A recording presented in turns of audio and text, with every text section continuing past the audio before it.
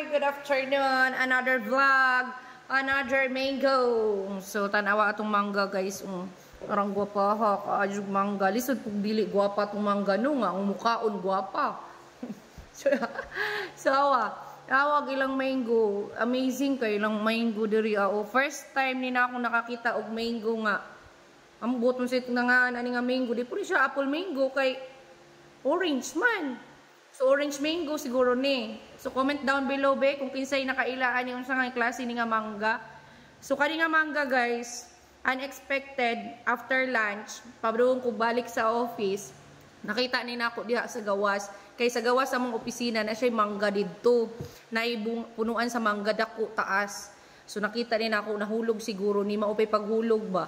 Pagkahulog. So, red siya nga mangga. Pero na siya nabunog kasi syempre hagbong kuno. So na siya nabunog, na humhumok siya diri pero diri perti siyang gahi siya kaayo. Hilaw pa jud siguro ni or sa ba. Hilaw or hinog. Kay gahi man pud dili man humok. Kini na siya bunog gamay lang, gamay. Pero gahi pa diri anda peta, diri ra pud sa kuan ang humok. Kay mao ra pud ni nahug no. So red siya. Nice kaayo. First time din ako nakita. Grabe ilang mga mangga diri sa La Union, guys. Kuwang na lamang gajud. Ako imo harvest anang ilang manggahan na po diha. Pero dili na gud madaog harvest. Di pa dito sa Rosario maubos ra kani dili gud madaoy.